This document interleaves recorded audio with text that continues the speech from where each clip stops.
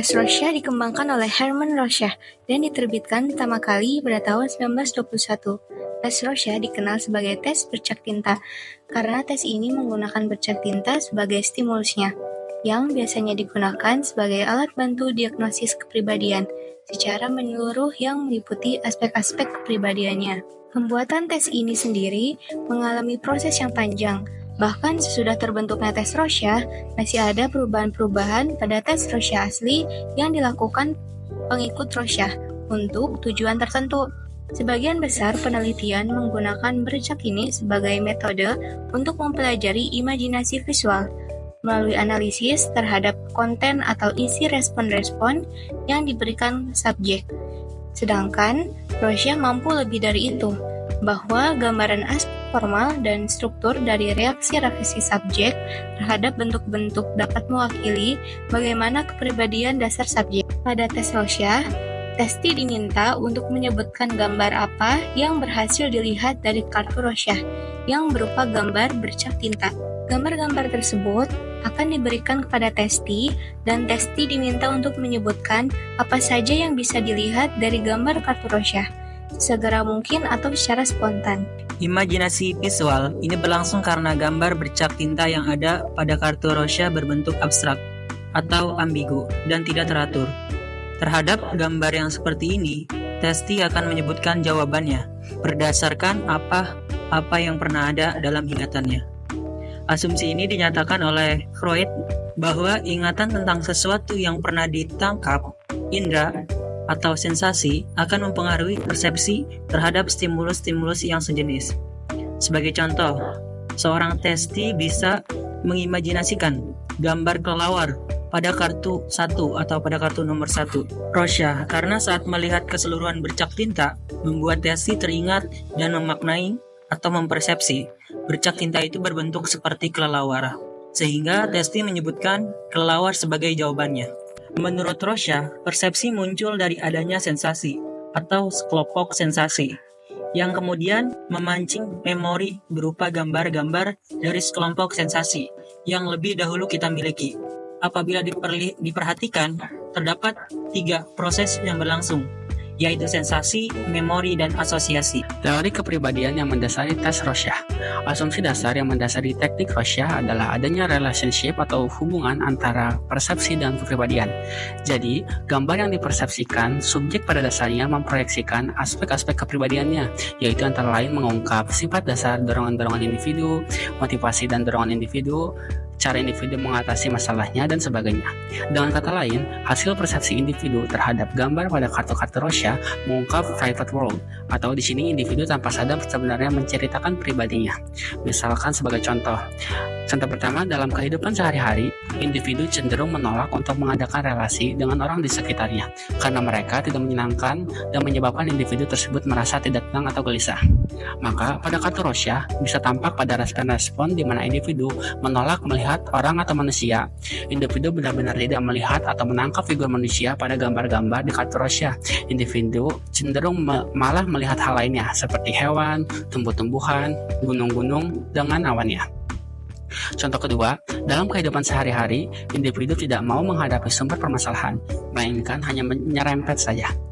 Maka pada kartu Rorschach, individu cenderung hanya menaruh perhatian pada daerah-daerah pinggir dari gambar-gambar di kartu Rorschach. Hanya memperhatikan bagian-bagian kecil sekali pada gambar-gambar di kartu Rorschach. Bagaimana kita memperoleh atau mengetahui adanya aspek-aspek kepribadian seperti tersebut di atas, antara lain bisa diketahui dari 1. Bagian-bagian dari bercak tinta yang dipilih individu. 2. Apa yang individu lihat atau tidak lihat. 3. Bagaimana individu mengorganisir materi gambar. Yang keempat, berapa lama individu melihat untuk menentukan apa yang individu lihat. Beberapa hal di atas mengungkap karakter kepribadian individu. Hal tersebut baru bisa muncul kemungkinan besar pada saat pemberian tes Rorschach, karena pada situasi sebenarnya individu sebagai individu normal, terbiasa atau telah belajar untuk mengontrol diri agar tampak baik dan menyenangkan. Dengan kata lain, individu telah belajar berperilaku yang bisa diterima masyarakat, sehingga sikap perasaan yang sebenarnya tidak tampak. Individu seperti ini, bila dihadapkan pada situasi tes Rorschach, ia tidak akan bisa mengontrol diri untuk bersikap dengan cara yang benar, yaitu cara yang dianggap paling baik dilakukan. Dan tanpa bisa dikontrol, individu memberi respon sesuai dengan cara atau konsep seperti dirinya sendiri apa adanya. Dengan kata lain, dalam respon gambar di kartu Rorschach, secara tidak sadar, sebenarnya individu mengungkap keadaan atau sikap dan perasaannya, bahkan bagian dari dirinya tanpa disadarinya sama sekali. Reaksi atau respon yang diberikan individu ini dianggap sebagai manifestasi atau proyeksi dari berbagai aspek kepribadian individu. Aspek-aspek kepribadian apa saja yang bisa digali dari Rorschach meliputi 3 bagian besar. A. Aspek intelektual atau kognitif mencakup 1. Status dan fungsi intelijensi, seperti bagaimana taraf intelektual individu, apakah ada tekanan emosi sehingga mempengaruhi berfungsinya taraf intelektual. 2. Manner of approach. Bagaimana cara mengorganisir masalah, apakah langsung menyelesaikan sumber masalah atau hanya menyerempet saja, apakah secara tertib dan praktis. 3. Kemampuan mengobservasi, apakah mampu mengobservasi sesuatu yang nyata, bisa melihat hal-hal seperti yang biasa dilihat oleh orang-orang. Bisa melihat hal-hal seperti yang biasa dilihat oleh orang lain, apakah bisa melihat hal-hal yang lebih kompleks. 4. Produktivitas, apakah individu tersebut produktif? Bagaimana kualitas respon yang berhasil diproduksi? Apakah respon-responnya kaya atau miskin? Dan lain sebagainya. 5. Variasi interest atau minat. Apakah bervariasi minatnya? Apakah luas atau terbatas? Apakah terpaku pada suatu masalah? Apakah ada minat khusus? B. Aspek afektif atau emosional. 1. Sifat emosional secara umum. Apakah spontan, depresif, menarik diri, pencemas, pasif, tegas, agresif, menonjolkan diri. 2. Feeling terhadap dirinya. Bagaimana respon terhadap dorongannya? Apakah menerima keadaan dirinya? 3. Responsiveness terhadap orang-orang. Bagaimana membina hubungan dengan orang lain? Apakah senang membina hubungan? Apakah bisa sesuai dengan orang lain? Apakah takut terhadap orang lain? 4. Reaksi terhadap stres emosional. Bagaimana responnya dalam situasi-situasi yang menekan atau stressful? Mampu ataukah gagal menghadapinya? Apakah panik? 5. Kontrol terhadap impuls-impuls emosional. Bagaimana individu mengontrol impuls-impuls yang muncul secara spontan, kuat, kaku, atau impulsif. Aspek fungsi-fungsi ego atau ego functioning. Aspek berfungsinya ego meliputi yang pertama ego strength. Apakah individu cenderung reality testing? Apakah cara mempersepsikannya wajar atau jelas? Yang kedua, area konflik. Apakah secara seksual merasa sesuai? Apakah ada kekaburan terhadap seksual dan identifikasinya? Apakah ada konflik tentang sikap individu terhadap otoritas? Atau terhadap kebutuhan-kebutuhan untuk dependensi, pasif, dan sebagainya? Yang ketiga, defense. Defense apa yang digunakan individu? Repress, denial, intelektualisasi. Banyakkah defense yang digunakan atau hanya itu-itu saja? Bervariasikah? Fleksibelkah? Harus diingat, tes Rorschach merupakan tes yang tidak terstruktur dan ambigus, sehingga jawaban tergantung pada persepsi atau proyeksi seseorang. Jawaban yang diberikan seseorang tergantung pada pengalaman, kebiasaan hidup, hal-hal yang melatar belakangi, misalnya budaya, pendidikan, dan sebagainya. Oleh karena itu, jawaban-jawaban yang diberikan seseorang dari tes Rorschach dianggap benar dan semua harus dievaluasi. Pelaksanaan tes Rorschach. Pelaksanaan tes Rorschach ada 4, tetapi yang harus dilakukan adalah tahap 1 dan tahap 2. Sedangkan tahap 3 dan tahap 4 tidak selalu dilakukan, tergantung respon yang dihasilkan oleh testing. Tahap pertama, performance proper. Tahap ini dilaksanakan untuk mendapatkan respon subjek berupa jawaban-jawaban yang diberikan pada saat tes berlangsung. Tahap ini terdiri dari 2 langkah. Langkah pertama, tahap ini dimulai dengan memberi instruksi. Lalu yang kedua, setelah memberi instruksi, tester mencatat semua respon yang secara spontan diutarakan oleh subjek pada setiap kartunya. Tahap 2, inquiry. Tahap di mana tester menggali keterangan lebih jelas atas respon-respon yang telah diberikan subjek atau testing.